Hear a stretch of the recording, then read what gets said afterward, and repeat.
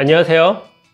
기독교가 좋은 점도 참 많죠. 근데 타종교인이나 또는 종교를 갖지 않은 사람들한테 비판받는 것 중에 가장 대표적인 것은 오직 예수의 이름으로서만 구원을 받을 수 있다. 예수를 믿어야만 천국에 간다. 라고 하는 굉장히 배타적이고 독선적인 그러한 주장일 것입니다. 요한복음 14장 6절에 예수께서 이르시되 내가 곧 길이요 진리요 생명이니 나로 말미암지 않고는 아버지께로 올 자가 없느니라 라는 성경 구절이 있습니다. 아마도 이 구절만 빼면 또 몇몇 성경 구절만 빼면 기독교인들도 아주 편안하게 그렇지 모든 종교가 다 같은 목표를 갖고 있다. 그러니 서로 싸우지 말고 잘 지내자라고 이야기할 수 있을 것입니다. 그런데 몇몇 구절이 또 바로 기독교가 기독교라고 하는 면에 있어서 결코 또 양보할 수 없는 그러한 부분이기도 합니다. 일단 기독교 하면 느낌이 있죠. 오만하고 불손하고 독선적이다. 예. 그래서 이제 이 시대에는 이렇게 얘기를 합니다. 산 정상을 향한 여러 갈래의 길이 있다. 그렇죠. 설악산을 간다고 하면 한 길만 있는 것이 아니라 뭐 정문에서 가는 길, 오세 약수터에서 가는 길, 뭐 길이 여러 가지가 있습니다. 다양한 길로 올라가지만 결국 대청봉이라고 하는 정상에 오르는 거죠. 뭐 종교도 뭐 그렇다라고 이야기할 수 있습니다. 또 생명의 물을 마시는 다양한 이러한 물잔이 있습니다. 이 속에는 물이 있습니다. 그런데 이 물을 담고 있는 이 컵은 서로 모양이 다 다르죠. 모양은 다르지만 그 속에 있는 물은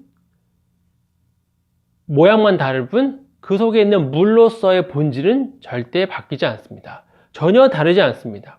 그러니까 어떤 진리를 담고 있다고 하면, 그러니까 진리라고 하면 그것을 기독교라고 하는 컵에 담건, 불교라고 하는 컵에 담건, 유교라고 하는 컵에 담건, 또 뭐 무교라고 하는 컵에 담건 그 진리는 변하지 않는다는 거예요. 신은 결국 많은 이름을 가지고 있다. 그러니까 우리는 한글을 쓰고 영어를 쓰고 뭐 독일어를 쓰고 러시아를 쓰고 세상에 수많은 언어들이 있잖아요. 같은 물건을 부를 때도 그 언어에 따라서 다르게 불립니다. 하지만 그것에 대한 본질은 전혀 바뀌지 않는 거죠. 태양을 해라고 부르건 뭐 선이라고 부르건 일이라고 부르건 전혀 관계가 없죠. 태양은 태양이니까. 그러니까 신도 하나님, 신, 하느님, 알라, 뭐 브라만 뭐라고 부르든 그냥 신은 여러 이름을 가지고 있다. 그렇게 또 이야기를 합니다. 또 아예 많은 이름을 가진 많은 신이 있다. 그러니까 뭐 예수건, 부처건, 뭐 알라건 그냥 여러 신이 있는 거예요. 서로 인정해 주면 됩니다. 누가 그 중에 제일 잘난 것도 아니고 그 나머지 신은 다 신이 아닌 것도 아니고 다 많은 신도들을 거느리고 있고 좋은 얘기를 하는 거니까 많은 이름을 가진 많은 신이 있다. 굳이 예수만 강조할 수는 없는 것이다. 자, 진리란 무엇일까요? 뭐 진리를 도라고도 볼 수 있고 길이라고 볼 수 있고 생명이라고 볼 수 있겠죠. 먼저 철학자 중에서 플라톤은 진리는 참된 존재의 원초적 자기 현현에 해당된다. 따라서 진리는 숨겨져 있는 것이 밝혀지는 것이다. 라고 이야기합니다. 뭐 이 세계적인 그런 철학자가 한 얘기니까 맞는 거겠죠. 아리스토텔레스는 진리를 판단으로 정의 내립니다. 진리는 판단이다. 아리스토텔레스의 철학이 그러니까 오늘날 서양 철학은 아리스토텔레스의 각주다. 또 그런 얘기를 하지 않습니까? 그러니 아리스토텔레스가 또 말씀하셨으니까 이것도 맞을 겁니다. 임마누엘 칸트는 진리는 지성의 법칙들과의 일치로 간주한다. 라는 이야기를 했습니다. 칸트도 워낙 대단한 학자죠. 그러니 이 말도 맞을 겁니다. 헤겔은 진리를 모든 것, 절대 개념, 절대 관념으로 정의합니다. 헤겔도 뭐 워낙 어마어마한 철학자죠. 이 철학을 한다고 하면 독일로 가잖아요. 그래서 독일에 가서 헤겔 철학을 하면 아주 위대한 철학자가 되는데, 이 헤겔 같은 철학자가 이렇게 얘기를 했으니 뭐 이것도 분명히 맞을 겁니다. 진리에 대한 이야기. 자, 나사렛 예수는 진리를 이렇게 얘기합니다. 내가 곧 길이고 진리다. 좀 다른 얘기를 하는 거죠. 그러니까 여러 사상가들, 그러니까 철학자들과 진리를 좀 다른 관점에서 얘기를 합니다. 그러니까 설명을 하고 논증을 하고 관념들을 정리를 하는데요. 예수는 그렇지 않죠. 예수는 그냥 내가 곧 길이고 진리다. 본인이 진리이거나 아니면 엄청 교만한 거죠. 감히 플라톤이나 아리스토텔레스 그렇게 말하지는 않았는데, 예수라고 하는 사람은 나사렛에서, 이 아버지가 목수였잖아요. 성경에 보면 내가 저 아버지도 알고 저 형제들을 다 아는데 쟤 나사렛 예수 아니야? 이제 사람들이 그러거든요. 근데 그 사람이 내가 곧 길이고 진리다 라고 딱 선포를 하는 거죠. 좀 이전에 봤던 이 철학자들과 굉장히 다르게 진리를 이야기합니다.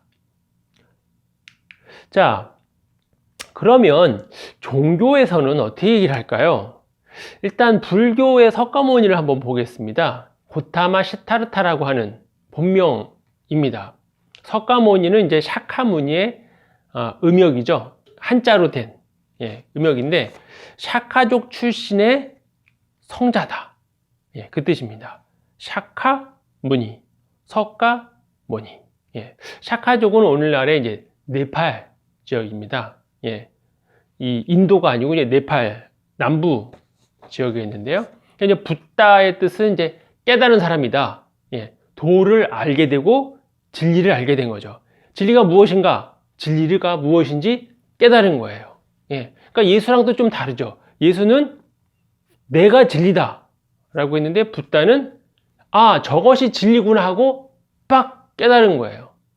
그러니까 예수와 부처가 진리의 면에서도 다르죠. 우주, 이 우주, 삶, 생로병사, 그것에 대한 최고의 진리를 깨달은 거예요. 그래서 부처님은 내가 진리를 깨달았고 당신들도 진리를 깨달을 수 있다. 누구나 다 진리를 깨달을 수 있다. 사람은 성불할 수 있는 본성을 갖고 태어났다는 거거든요. 그래서 부처님은 나만 부처는 아니에요. 다른 사람도 다 부처가 될 수 있습니다. 이 영상을 보시는 분들도 저도 열심히 도를 닦으면 저도 부처가 되는 거죠. 또 그렇기 때문에 이 불교 역사에서는, 불교는 이게 이제 윤회하는 거잖아요. 무한대의 시간이 윤회하는 건데, 그래서 부처님만 도를 닦은 건 아니고, 그러니까 윤회를 하신 건 아니고, 그 오랜 그 윤회의 그 수레바퀴 속에서 많은 분들이 부처가 된 거죠. 부처가 된 거죠. 이 부처님은 그 부처님 중에 이제 한 분이고, 누구나 부처가 될 수 있다.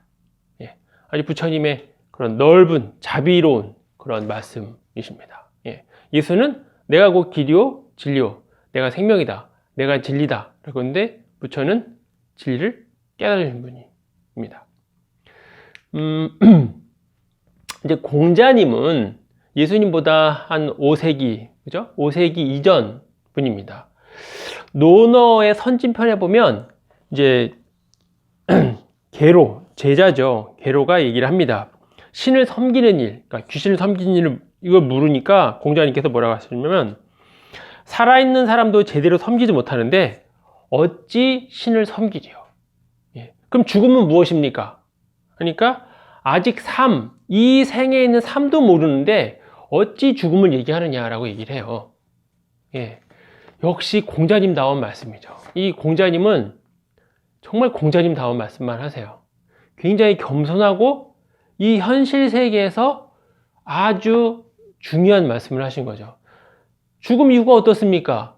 아니, 삶도 제대로 모르는데, 이 세상도 이치를 다 모르는데 죽음 이후의 이야기를 무슨 필요가 있겠느냐? 아마 공자님은 죽음 이후의 삶도 아마 아셨을 수도 있습니다.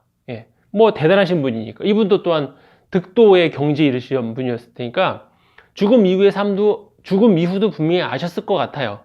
하지만 워낙 겸손하신 분이기 때문에 말씀을 안 하신 걸 수도 있죠. 예. 어찌됐든, 예. 공자님은 죽음 이후에 대해서는 말씀을 하시지 않는 거죠. 예. 이 공자님은 수신제가 치국 평천하.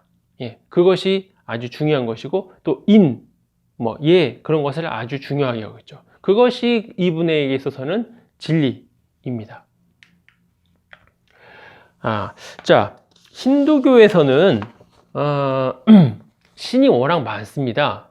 그러니까 신이 3억 한 3천만 정도 됩니다.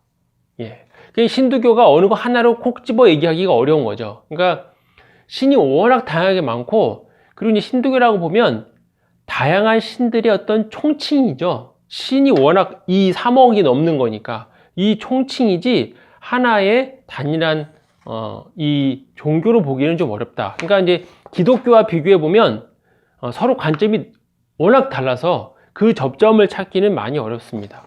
그래서 힌두이즘이 뭐냐라고 하면 종교를 포함한 인도 문화 전체. 예. 그러니까 이 종교라고 하는 이 낱말 자체가, 이것도 굉장히 후대의 용어거든요. 예. 고대에는 종교란 말 자체가 없었죠. 예. 왜냐하면 그냥 삶이었으니까요. 그냥 관습이었고. 근데 이제 종교라고 하는 개념이 이제 거기에서 좀 벗어나니까 이제 종교라는 낱말이 새롭게 등장을 합니다. 그러니까 지금 우리가 생각하고 있는 어떤 교리를 갖고 있고 체계를 갖고 있고, 이것은 상당히 어떻게 보면 기독교적인 개념이 굉장히 거기에 많이 들어간 거죠. 예, 그 후대에. 그러니까 그냥 살아가는 거예요. 뭐 이것이 종교냐? 그러니까 종교와 삶을 분리시키는 것이 아니라 그냥 그 문화가 종교고 종교가 삶이고 그런 거죠. 그래서 힌두교라고 하면 인도 종교가 아닌 종교가 힌두교입니다. 그러니까 워낙 신이 많은데 인도 종교가 아닌 것이 그냥 힌두교예요. 그래서 이슬람교, 조로아스터교, 기독교도 다 힌두교가 아니죠. 또 인도 고유의 종교라고 볼 수 있는 불교나 자이나교도 힌두교가 아닙니다. 예, 그러니까 어떤 종교인데 그것이 힌두교에 포함되지 않은 것, 그것을 뺀 것이 곧 힌두교가 되는 거죠. 자, 여호와와 이제 데오스인데요. 구약 성경에서는 여호와, 그러니까 하나님을 엘 또는 이제 엘로힘으로 했습니다. 그러니까 일반 명사로 쓰여요. 그냥 신이에요, 신. 그냥 신, 절대자. 근데 이제 신약 성경에서는 이제 데오스라고 하는 낱말을 씁니다. 이것도 그냥 신이에요. 그리스어로서 그냥 일반적인 신입니다. 근데 구약 성경에서는 이제 일반적인 신이 여호와라고 하는 특정한 신으로 딱 이제 제한이 되죠. 예, 제한이 되듯이 데오스는 일반적인 신이거든요. 근데 데오스를 신약 성경에서 딱 제한을 시킵니다. 어떻게 시키느냐? 구약 성서의 하나님으로 제한을 시켜요. 모세의 하나님, 아브라함의 하나님이니까 모세의 데오스고 아브라함의 데오스예요. 그러니까 만약에 신약 시대에 전도를 위해서 신의 개념을 잡았다면 그냥 데오스를 쓰는 게 훨씬 더 전도하기는 쉬웠을 수 있습니다. 왜냐면 그 당시 사람들은 데오스라고 하는 신의 개념은 갖고 있었거든요.